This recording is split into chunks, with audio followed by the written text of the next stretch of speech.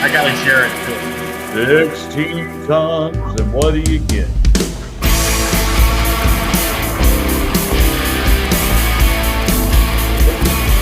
I'll go get my sharing machine.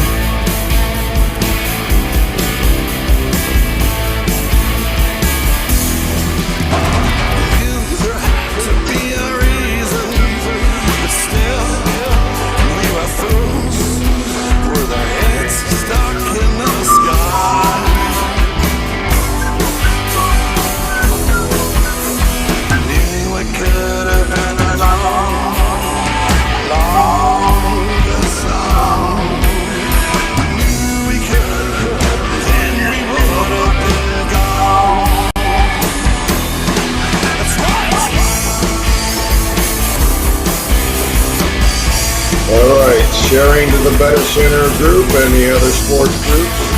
I shared it too. All right, John. You got plenty of drama today, buddy. Share the show a little bit, everybody. Let's rock 'em all out. Big day, as for me.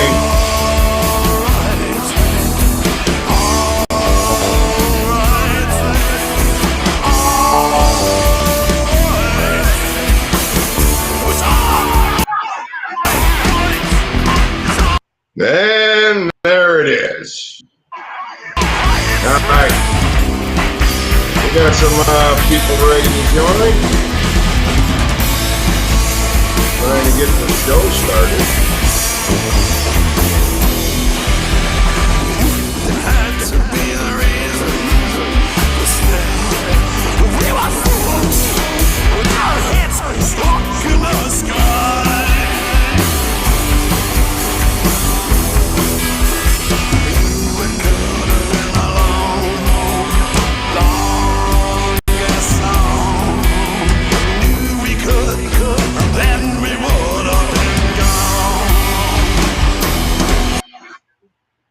All right.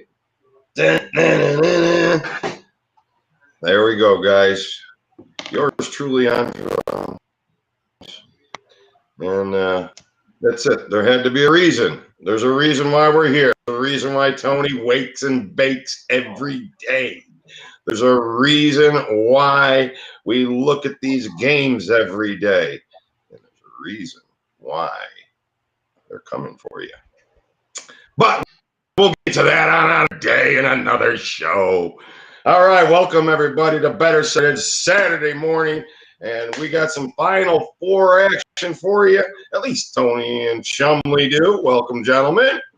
And I will. I got a lot of action today. 5-1 yesterday, so I'm feeling it a little bit today. We'll see, because I got about 8 or 9 games today, guys. All right, so. Welcome back, Tony. How'd you do yesterday? Give us a little recap. Pretty good. Actually, on the show, gave out both best bet plays to all our viewers yesterday, and able to come through on both sides of that equation. Charlotte Hornets +4, easy 17-point winner against the Indiana Pacers. The Padres, a little different story, got out to a 3-0 lead, left plenty of runs on the base paths, ran themselves out of a couple innings. Gave up a 2-run home run to Marte, but was able to scrape together a 7th-inning run, and Melanson did not spit the bit. 4-2 victory for the Padres, able to cash both best bet plays. Overall on the show, went 5-2, and with a couple big winners, so it was a pretty good day yesterday. Hopefully can just continually hit the repeat button and do that over and over and over again. Like a shampoo bottle, baby. Rinse and repeat. All right, nice. Yeah, so nice day, Chumly. You're not going to disappoint. Little you yesterday? No, well, yesterday I was up and down the paid plays. Might have lost a little bit, but the show we did really well. Me and you aligned on that Knicks under. I also gave out my best bet Boston under, which it was way under, and then it got a little close at the end, but it managed to stay under by 3 points. And then so they had that too. Yeah, and then we all aligned on the White Sox, which I said a lot of places, if everybody aligns, it's an automatic fade. I don't suggest you do that with the BettorCenter group. Is The White Sox not cruised at all. to it. So we had a great show again. Like I said, these show plays are pretty damn good. If you can find a show better than this for free plays, I'd like to see it. But anyway, we're gonna keep it going, guys. Marcus 5-2-1 on the show yesterday. Marcus is crushing it left and right. So waiting for Reggie and Mike to post their first winner. But where you at, 9K9?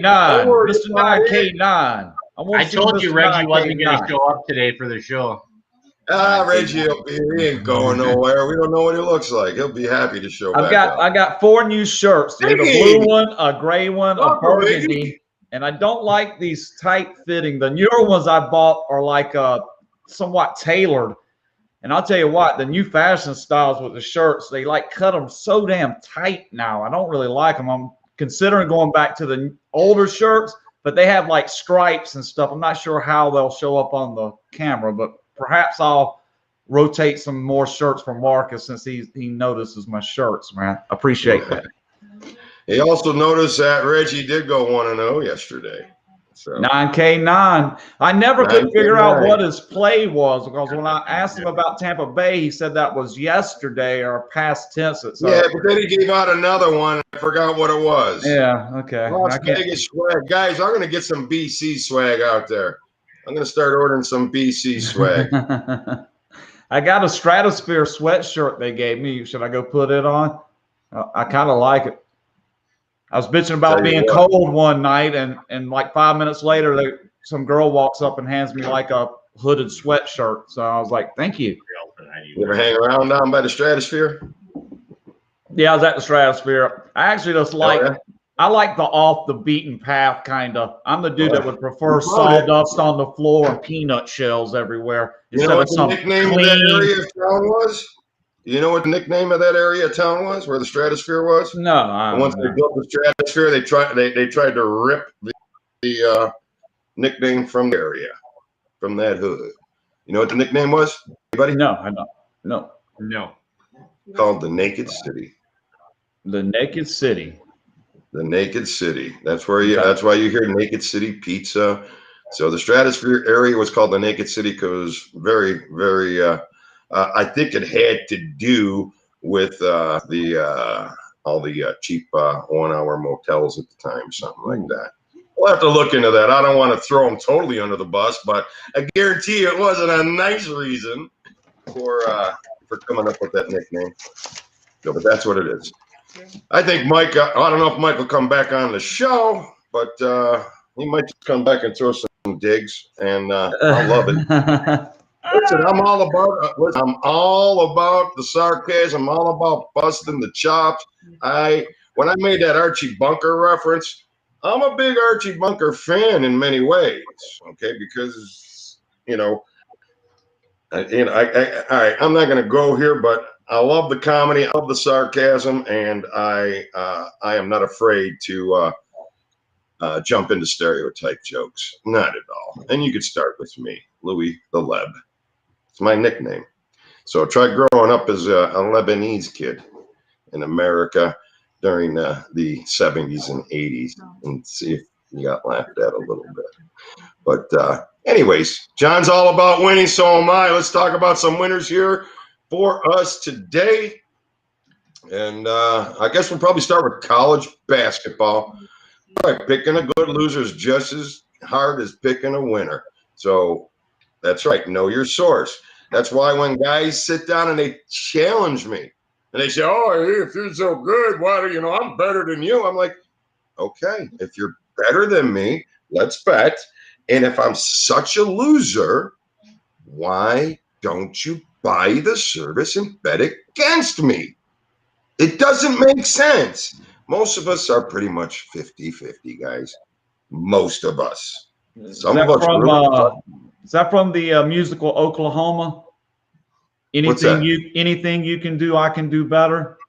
It could be. Anything you can do, I can do better. I can do get a better. lot of that. I certainly get a lot of that, and that's just part of the business, nature of the beast. But at the end of the day, if you think you're going to outsmart me after I've been doing this shit for 35 years because you think you're a big shot, Billy it's not Joel. gonna happen. You're gonna have to prove it.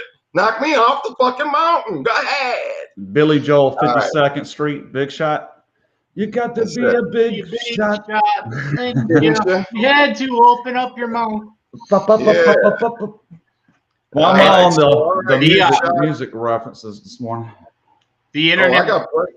I'm gonna actually flip this into a show after our show, where we're gonna do music and we're gonna talk about the simulation and we're gonna pull out songs. We're gonna talk about the lyrics of the songs and what they really mean in the world of the simulation. Because if we're in a simulation, all those songs have been written a certain way, and they weren't for his boyfriend or his girlfriend. It was for the man that put him on the top of the charts. We'll talk about that on another day. So exciting, huh, Tony? Yeah, count the jelly beans in the jar. Exciting, dude.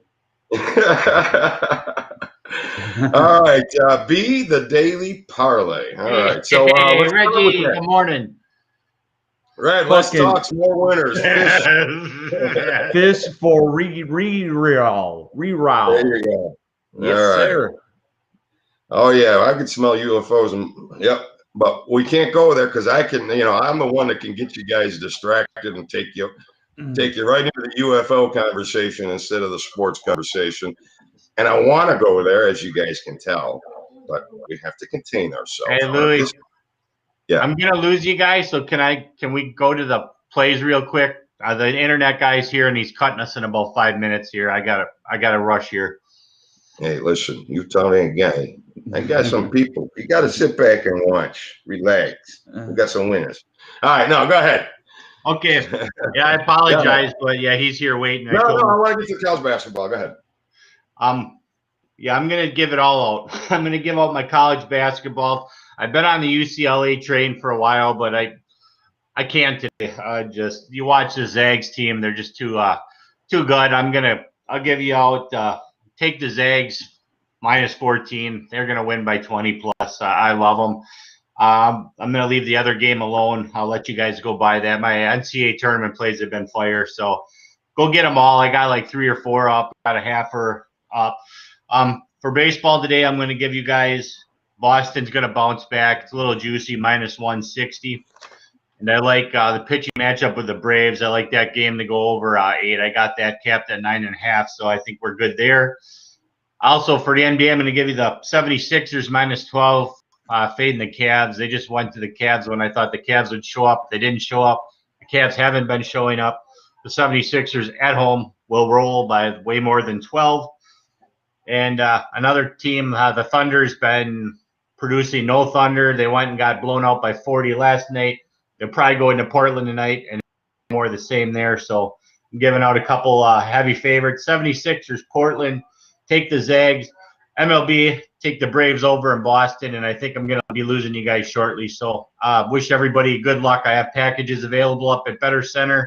Go grab one of them. All 3 of us have been hot. We will win today. Good luck, everyone.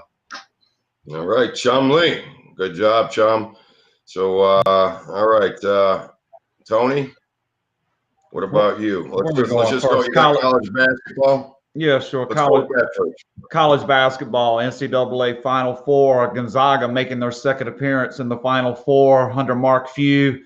First time, won a game, came up a bit short against North Carolina in the title game. Looking to seal the deal and finish it out this time. Gonzaga seeking that recognition. In order to get the title, they'll have to win today, 14-point favorites over UCLA. I've been back and forth on Gonzaga a little bit today. I'm going to be on them. This is not my best bet play. Not sure everybody's on them. This is really kind of scary, guys. I'm hearing it from people that I think know what they're talking about. I'm hearing it from people that I know don't know what they're talking about. But everything in unison seems to be on Gonzaga here. And my big money's certainly not going to be there. Just something about it. I don't know. I mean, I'm sure we all, 99% of us, can be right today. Gonzaga has looked great. Offensively, as long as they're able to do their little motion against the man-to-man, the back cut, the looking, the screening, the passing, they're tough to contain. And if you combine that with hitting outside three-point shots, very small chance that they're going to lose today. Gonzaga looks poised to advance, and I'm going to lay those 14 points. My best bet is going to be on the initial game, Baylor making their first Final Four appearance since 1950, facing Houston. As we recall, the Guy Lewis days with Akeem Olajuwon, they made 3 consecutive Final Fours in 82, 83, 84, lost to the eventual champion each year, 82 to Carolina, 83 to NC State, and 84 they lost in the final to Georgetown. Drexler was on that team, but I always viewed those 3 teams as Akeem Olajuwon, and they're back in the Final Four after a long absence. I actually do not remember the Baylor 1950. That was actually the year before my mother was born. So it has been a long, long time since Baylor's been in this position. That's my best bet play. You can pick that up at the site. Did a pretty lengthy, try not to get too verbose with my write-ups, but it's a pretty lengthy explanation and analysis of what I expect you to see in that Baylor-Houston game. But for the show, I'm going to be with pretty much everybody else, including Mr. 9K9. Well, Reggie, I probably picked this game before you, but we're on it together today, so we'll see how it goes. I'm feeling the more we talk about it, the more the trepidation seeps in here that everybody agrees. I'm not a big fan of everybody agreeing on anything, but I'm going with the Gonzaga today, Lou.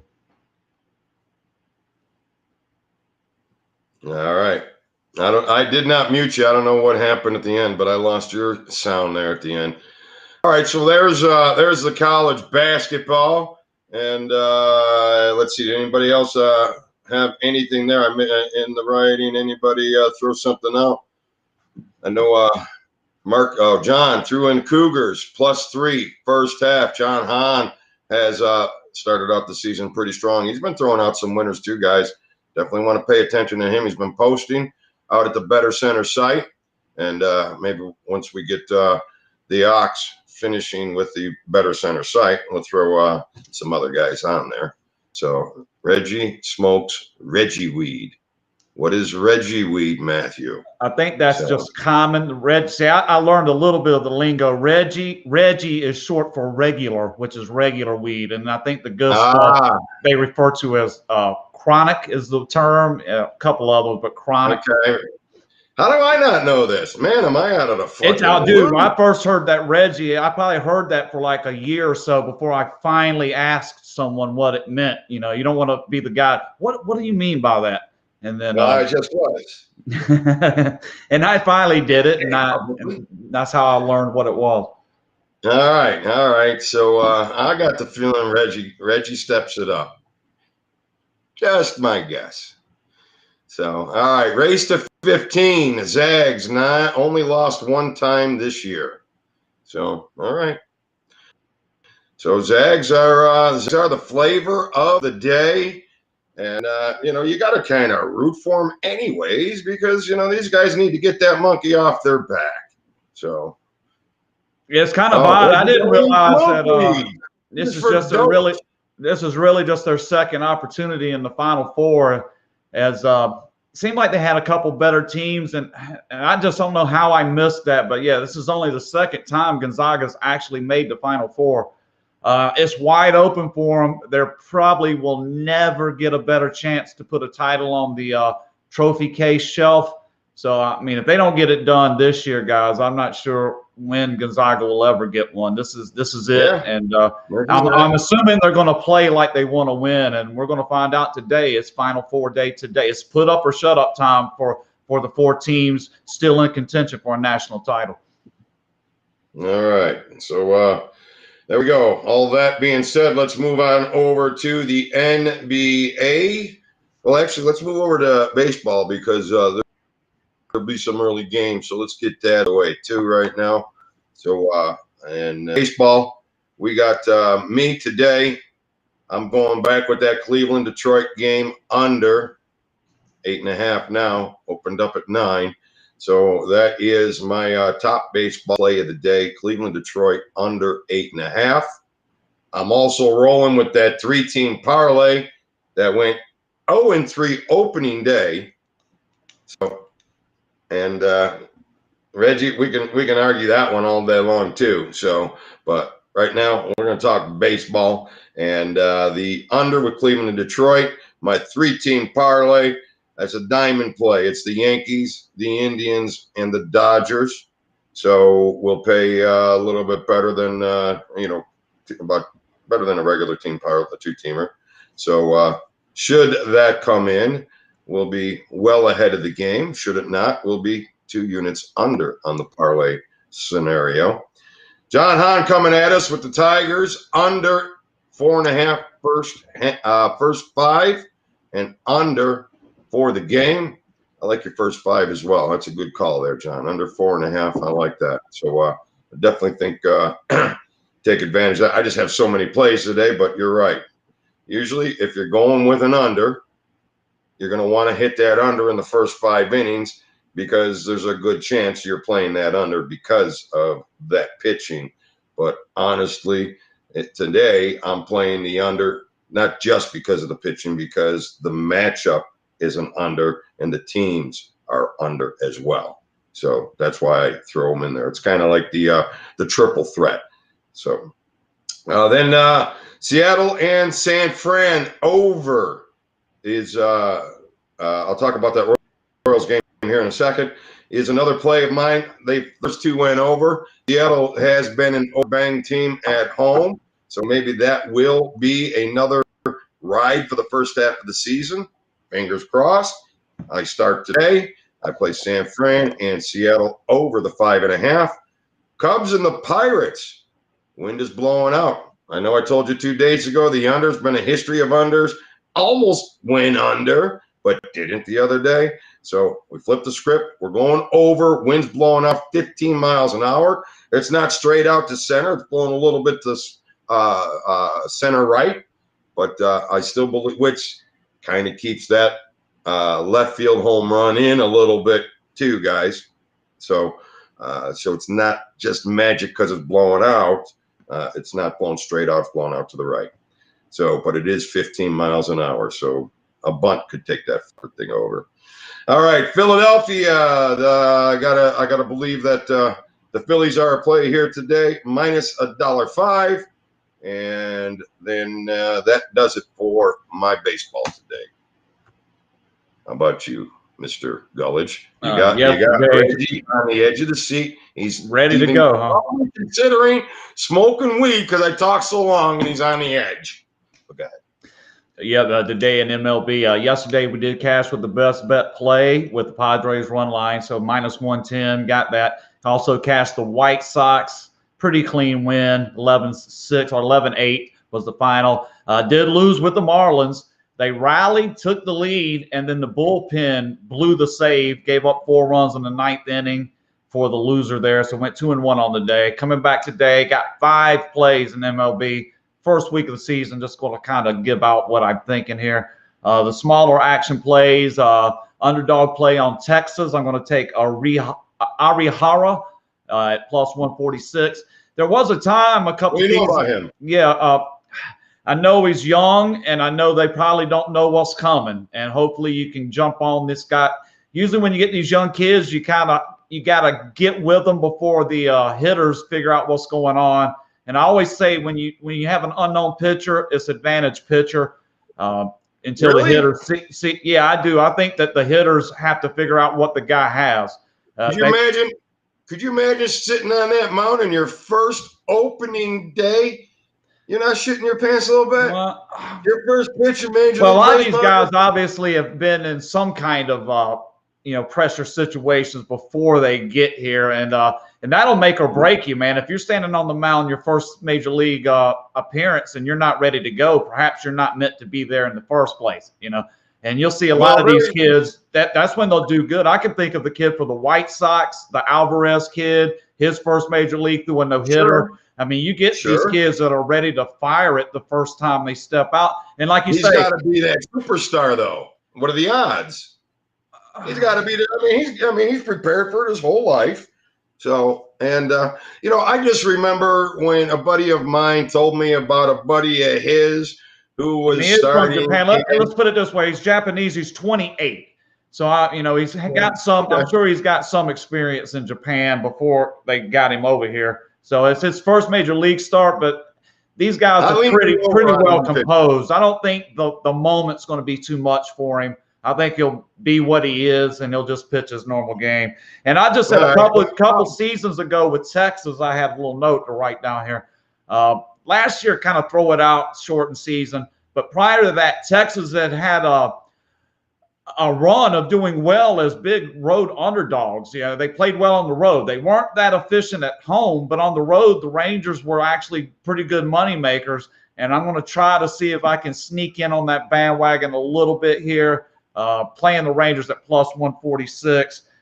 We know that they scored 5 runs in the first inning, but the Royals answered, and Royals ended up taking that first game a couple days ago. And I'm going to look for the Rangers to bounce back. And also go play the White Sox with Lance Lynn again. I think the White Sox, going to be a decent little squad, and I like Lance Lynn here as a third starter. I think he's pretty good for a number 3 guy in the rotation. So that's my 2 smaller plays. We got Texas and the White Sox. And I got the White Sox at minus 120. I'm going to back the Reds again, minus 119 with Molly on the mound.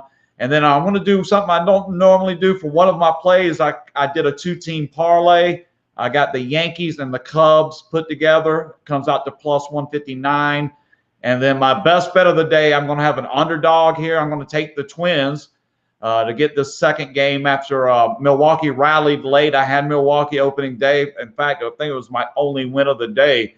The Brewers rallied late and got the win over the Twins. For my best bet today, I'm going to play Berrios on the mound at plus 123. And I say they're going to even up this little tilt with the Brewers. Twins get the win today. That's my best bet in Major League Baseball. All right. So yeah, I will lean towards the overs in scenarios with a rookie on the mound. John's on the KC over here today. He likes it. They got a history of under, these 2 teams. Certainly didn't have a history of it yesterday. So and it wasn't enough for me to make the play on it. So I certainly will stay away from that. So, I got a call from a friend who was a friend of a friend. That when Tyler Chatwood got his first start, he was shitting his pants. He was nervous as hell, and gave up 5 runs in the first inning. Certain things like that. They're good pitchers. It's not that they didn't get there because they sucked. They're good pitchers, but they're in that moment. Very few. And the ones that excel in that moment, that's the guy, that's the train you want to ride. There's your moment. He had the biggest pressure of his life and he succeeded. So that means he's going to be ready for the playoffs. He's going to be ready for the World Series. A guy like that. He's ready opening day. Look at the kid from San Diego Chargers. Let's just flip it. Or the LA Chargers this year. Herbert from Oregon. Wasn't expecting to play. All of a sudden got thrown in there. All that pressure. And he shined. And he shined the rest of the season. He didn't have great coaching, great team behind him. This kid, you keep an eye on him and you want to bet him. So let's go deep on one pick, boys. Marcus wants to go deep on one pick. Mine is without a doubt the under with the Tigers. So I see that's the one to go deep on here today. Whenever I give out my best bet plays, man, that's typically guaranteed. I got money on it, and almost 99% guaranteed. That's where majority of my action's sitting. I like to hammer one play at a time myself. So yeah, when I give out my best bet, that is typically where my personal money is going to be sitting for the day. So for me today, that's going to be Twins and baseball. I do like the Twins today. And let's be realistic. Baseball, we're into the first weekend, day 3 of Major League Baseball. I'm not counting on this with the reliability of something like the end of the season. So you gotta use what you know. Information builds up over the course of time. It's like a snowball rolling downhill, momentum. You pick up more as you go. And therefore, obviously the confidence level shouldn't be as high with no information as it will be in, let's say, August, when you have a plethora of information to evaluate before making your daily plays. All right. And you can't throw away last year's stuff or the team history matchups. You cannot throw that stuff away. and I don't. So I use it, and I just put a weight on everything. How old is this information? You know, is it relative to today? I mean, you got to ask yourself these questions, but a lot of people will say it's not relative to today. And I'll argue that all day long. How come the fucking number's still going the same way? I don't care about your excuses. I don't care about your reasoning. I'm seeing the numbers going the same way. And not to throw the jinx on the Cleveland-Detroit under, this series has a history of unders. These teams have a history of unders. These pitchers have a history of unders. It makes sense. That's what I'm looking for. All right, let's wrap up the baseball and head over to the NBA. How's that? Sounds good to me. I think you got all my action. Trying to see if there's anything. He's asking if I watch baseball. I'm not sure how old Reggie is. I'm 51 years old. I remember vividly sitting there with my father watching Carlton Fisk in Game 6 of that World Series. So, I mean, I've been watching a lot of baseball. I watch a lot, Reggie. Just in case. I don't know how much you watch. He's been there smoking weed all day. What else is he going to do? Right. I smoke weed. And baseball keeps me from betting on the horses as much, which I appreciate. When I get bored in the early afternoon, I typically will throw a few bucks on a horse race, lose. Now with baseball, I can just relax and put on the screen with 5 or 6 games. That was great the other day, right? I had this thing up with 8 games going at once, and my wife was like, "Oh, they're playing 8 games at one time." I was like, "Yeah, this is great." So today you only get 1, and then 2, then 3. They'll dribble you, but it's better than nothing. You know what? I just you know what got me going? I really honestly don't watch that many games as much as I do, and I got this, you know, but nowadays, and we're kind of stuck at home, but I used to, you know, I like to be wild and free, and I watch it right on the damn you know, the game cast. You're watching the same damn thing almost. I mean, when you watch these game casts, you're seeing the momentum happen. You're seeing everything real. The only thing you're really not seeing. It reminds me of that commercial with Deion Sanders with the wings. You ain't watching a game, man. You watching numbers. That's it. And there you go. And that's what, especially with baseball, when you get 162 games, you're watching numbers. Watch the flow of the numbers, not the flow of the guy, the shortstop, or the guy's name or anything like that. Watch the flow of the numbers. It tells a big story. So yes, when a guy like Judge comes in out of nowhere and starts smacking the fucking ball, yes, it's obvious, okay, but that's going to show up in the numbers as well. They just got to figure out where his holes are, man. A lot of these guys, man, pitchers, it takes them a little bit of time to figure out where that hole in the swing is. And they figure it out. Trust me, it's 2021 technology, and the way once the word gets out, it's over. Once they figure it out and the word spreads, they're going to start figuring out a way to get you out.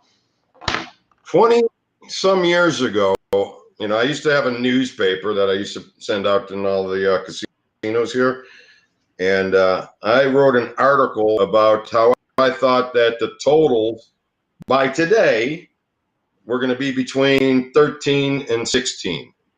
I thought the numbers were going to be that high. I thought baseball would change dramatically, and I'm still going to stick with it. I just think that the information was not available to these people back state of the art, because in baseball and virtual reality, you can face 150-mile-an-hour pitches all day long. You can't face that against any pitcher. Okay, so I don't understand why there hasn't been a baseball club or a team or a scout that hasn't set up a virtual reality center for their team, where these guys are looking at. And not only that, you don't burn a guy's arm out when he goes and looks at 500 pitches a day. You don't even have to swing.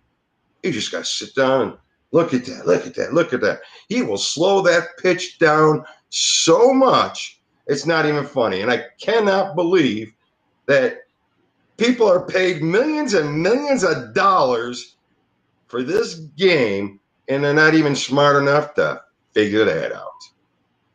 What do you think about that? I just think there will always be somebody that can take that ball in their hand and throw it by you without you hitting it. they'll figure out a way to curve it, to spin it, to twist it, to move it. They'll figure out a way to make you. They'll figure out what you know, and then throw something you don't know. Somebody new, and then it'll be a game. Then it's a constant game of going back and forth, trying to counteract. That's what you'll see in football. Same thing. Something innovative comes into the game, is introduced, and it works, and everybody gets on the bandwagon. But then everybody begins to figure out a way to slow that down. So it's an ebb and flow, a back and forth. And that, to me, is what makes the game beautiful. That's what makes the game compelling. And that's what makes it worth watching year after year for me. I just enjoy everything about it. I agree with that. I'm just saying that, I don't know how much baseball you played or how much hitting you did, but I do know this. I did a lot of hitting and played a lot of baseball. And I do know this, if the pitches were coming at me at 150 miles an hour in a virtual scenario, it would be a slower scenario in real time. Yeah, they just threw like the 90 and the 100 machines is all we had. We didn't have anybody that threw that hard. You had to go to the batting cage, and they could dial that damn thing up. The only thing that was bad about the batting cages for me is when you set it that high, the pitches had a tendency to come in high every time. And it's shit I would never swing at anyway. So I never really could. I would walk 5,000 times. So when they dialed the machines up, I would never swing at those pitches in 100 years to begin with. So I really. My hands hurt for weeks. It went up to 110. He put it because they usually won't do that for you because you have to go in there. There's like 2 knobs and an Allen set screw. We went in there and did it ourselves at night after everything was closed. We'd go in there and manually override the governors on those things and jam. You get up to about 100 or so. But like I say, it had have a tendency. Everything was like too high, out of my strike zone, so I couldn't really hit them unless I stood on a platform, I guess, and it would be in the strike zone. But otherwise, it didn't work for me. Now, taller guys, I guess it would work for, but not for me. I'd make them spend an hour a day inside a virtual box looking at pitches. You don't even have to be swinging. You're just looking at the speed and getting your timing down. But that's me. What the fuck do I know? I'm only a handicapper. I'm not actually playing the game. So, all right, NHL. Marcus comes at us with the parlay. Tampa -1.5. Blackhawks +1.5. I love it. I love it. I love it. I love it. I also have the Blackhawks myself. And the other +1.5 be the Sharks. +1.5 today. I think Florida's money today -$1.50. With the Rangers. So I got a 3-teamer, Florida, the Sharks, and the Rangers. You can also throw a 4th-teamer in there with Marcus's +1.5 or -1.5. Tampa should get there as well, -1.5 today. So yikes, they're -4 today, John. Holy shit. Yeah, they're minus like 430 today or something. They can't even. Yeah, they knocked themselves out of the consideration box with a price like that. So. Yeah, my one play yesterday under today for me also. Came through with Tampa Bay yesterday. It kind of greasy, went to the shootout, but they did win 2-1 over the Jets. Today, I'm looking at it a little juicy for my taste. I might try this until I get burned one time. I'm going to take the Carolina Hurricanes, see about -150-ish. Like the goaltending matchup. Kudobin is expected 7-9 against I can't even pronounce the guy for the Hurricanes, 8-3. So that's for me. That's my play. Carolina Hurricanes in the NHL. You wouldn't expect a record of 7-9 with Kudobin, but it is, and so. All right, yes, NHL. What else do I have? I have one more: Florida and Columbus under 5.5. I just said I also have the Flyers and the Islanders over the 5.5. I think that's going to be a high-scoring affair. So that's pretty much my Dallas under 5.5. Back to the first period action from Marcus. He's back on that first period under 5.5 train. See what happens there today. So we lose our ticket yesterday. It's getting pretty dark. Pretty dark. We're going to have to load up if we don't hit here today or tomorrow. So, but like I said, I made a couple extra wagers myself that failed. I'm assuming they didn't win. They failed miserably. All right, so we got the Wizards plus $1.95 at home. We haven't even talked about the NBA yet. You want to go over the NBA parlays real quick? Oh, we didn't?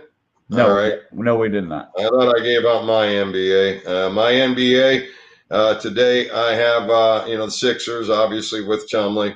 That seems to be something I don't want to miss out on, but I don't really not crazy about laying the 12. And Milwaukee, Sacramento over. Sacramento over on Saturday nights is probably the greatest trend in the history of NBA basketball. And they match for an over here tonight. And I'm talking over a 30-year period, not just a couple of weeks. Don't know what it is. Don't know what that magic is, but Sacramento at home on Saturday nights, it's an over. Your NBA, Tom? Yeah, in the NBA, best bet plays on the season, 56, 36, and 1, 60.87%, which is pretty damn solid. That's about the best thing I got going right now is the NBA action, NBA best bets. Pretty progressively all season long, steady 60% range. Last night, able to get it home. Like I said, Charlotte +4, led at halftime. Indiana made their little move in the third quarter, but Charlotte still led by 8 going into the fourth. And then coming into the fourth, Charlotte just put the game away, as an underdog. So I felt good about that one. So I have the one up at the site for the best bet. I'm going to give you 2 plays for the show today. I like Philadelphia. I always going to put this out there, and I don't try not to pay attention to the spread as much. But Philadelphia at home, -12, just play it, smaller action play for me. And I'm going to kind of go off the rails a little bit. I'm going to play the Knicks tonight, 1.5-point favorite. So I'm going to give you on the show, I'm going to pair up the Knicks and the Sixers at home. Standard play on the Sixers at home against the spread. And I just want to mention the 56, 36, and 1 for me, best bet record. All those plays, every single one of them is against the point spread. So you can value the juice at -110 on every single one of those. Just wanted to make sure. And a lot of times you just got to ask people when they'll give you what their winning percentage on something. You might just want to ask, are those all against the spread? As opposed to Vegas Dave giving out -1,400 college football winners. Yeah, we're gonna have a whole show about Vegas Dave and his frauding. So I don't know if you're new to the show, but Vegas Dave had me hook him up with.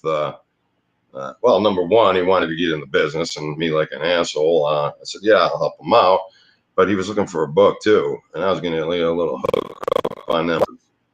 So he got paid $30,000 the first 2 weeks. First week, he wins $30,000, he gets it. Second week, he wins $30,000, he gets it. Third week, he loses $50,000. Stiffed. Vanishing. Yeah, that's classic shit. You know what his excuse was? I need to go to Gamblers Anonymous. I'm broke. Yeah. And then he went out there. Care what he knew I was coming after it. Then he went out there and told everybody, "Oh, I was in Gamblers Anonymous." And so then he went out there and tried to tell the world, and he told the world, and they fucking bought it because the world's a fucking idiot. He said, the casinos were scared of me. The wind was scared of me. That's why they didn't want to pay me. He's so full of shit. How many fucking casinos are going to be scared of somebody with a pocket full of money that came out of Gamblers Anonymous? How many fucking casinos are scared of that guy? Name one.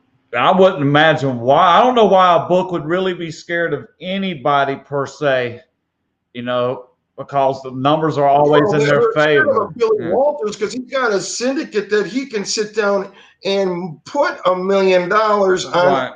He can try to roll. That's why. That's when the book, as the bookmakers, though, you just got to spread it out. You take the obligation and spread it out. There's got to be a way to take the put that kind of money on a game without betting the other side.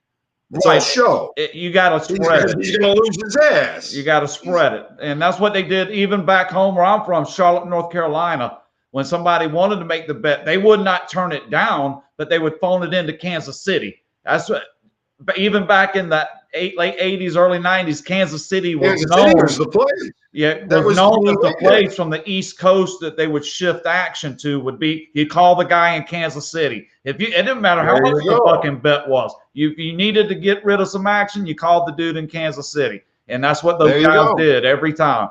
So I didn't know Kansas who they City- were calling. I don't know. Kansas I don't City know. was the haven. Right. I don't know who they were Gene calling. Mayday from Little Caesar. They were calling Kansas City. Gene Mayday from Little Caesars was the Kansas City outfit. Okay. So, and he was the biggest bookmaker in the fucking history of Las Vegas. And I bet he wasn't turning bets. He wasn't turning bets. The most respected, and you never heard his fucking name. Right, but was he turning bets down? Well, he would turn nothing down. Right, that's what I'm saying. Nothing right. down. So those books, as the book, When you Bob know not you're going to take the $1 money. million, the first $1 million bet. Bob Stupak wanted to bet $1 million. He's a guy that this was when he built the Stratosphere. Funny how we were talking about that. Right. So Bob Stupak went over there to bet $1 million on the San Fran Cincinnati Super Bowl. He put $1 million on Cincinnati, and Gene Mayday just raped in the benefits. Raped it in. It reminds me of like some of those old school dice games. I've seen one in my life where the guys are gathered in this big room around a circle and they're pitching the dice. These dudes are laying stacks of money on the floor. And there's the one guy off to the side that would nod every time. And his dudes would run up with huge stacks to match it.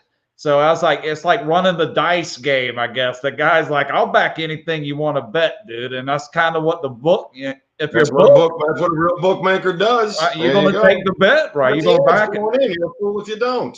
It's like, I'll take your money. That shit was exciting, man. When you have the edge going in, you want as much action as possible. You're going to get your percentage. The same way as if you actually win at sports gambling, you have to bet as much as possible. When a guy telling me he's betting $100 a game, why? Why? There's a simple reason why. We all know why. Because if you're winning, Marcus, you're getting more money. Marcus said he went to Gamblers Anonymous for a year. He said he got the best thing he ever did, the education. You want to know something, Marcus? I'll never see a bookmaker ever. I don't care how good you are, and I don't care how good I am. You're not going to find a real bookmaker to shun your action away. Put it up, brother. No, why would they? That's what they do. It would be like a bartender. It'd be like a bartender not making you a drink. You know why? Why is it? That's what he does. That's your job. Man. Why? What? Yeah. Damn that pusher, man. Hey, listen. Everybody pushing something on somebody. So we're all pushing men. All right. I'm about ready to flip out, man. You want a quick recap? Quick recap here for you, Lou?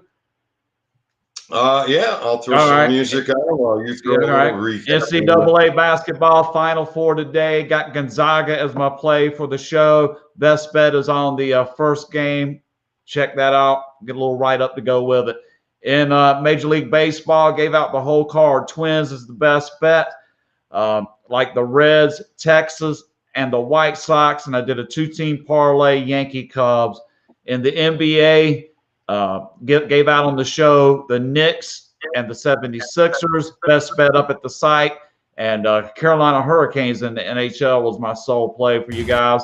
Hope everybody has a great day. Enjoy the basketball. And we'll be back with you guys tomorrow morning. All right. Good job. Good job. And my card here today is the best play, Cleveland, Detroit, under 8.5 in baseball. The best play in basketball, Milwaukee, Sacramento, over 239. Then it goes down from there. 5 units on. Good luck today. 3-teamer parlay. Yankees, Cleveland, and the Dodgers.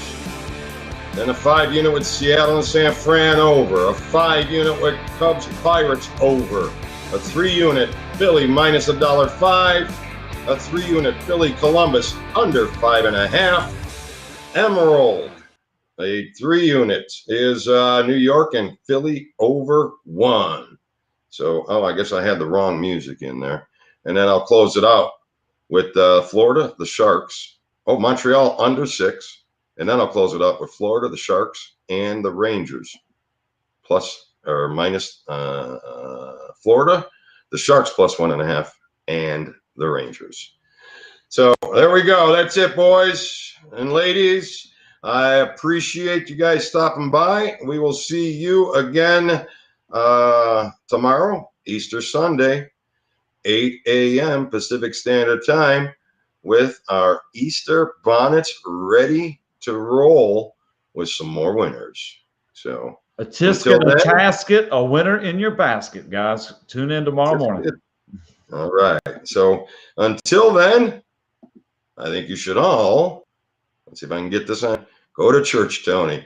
I think we all need to do that. Let us pray, our Heavenly Father. I thought maybe at some point to go into religion as a business model, inventory free, you offer a free product, you know, salvation. I'll offer you salvation. It costs me nothing. You pay me for the opportunity to deliver you to it. Never mind. That's a different conversation too. We'll piss a lot of people off if we start taking it. I better be quiet. Good luck today, guys. My grandfather was a Nazarene preacher, Marcus. He said his dad's a preacher. My grandfather started a Nazarene church. I don't know if you're familiar with that, the Nazarenes, but they were pretty strict. So yeah, that's probably what turned me off to it a little bit. Well, but I'm not going to go there. I am not going to do the thing. Good luck today, guys. I'm out of here. Yeah, we better not, because I've blown the minds of a few different pastors, and so we don't want to go. Actually, I got a video.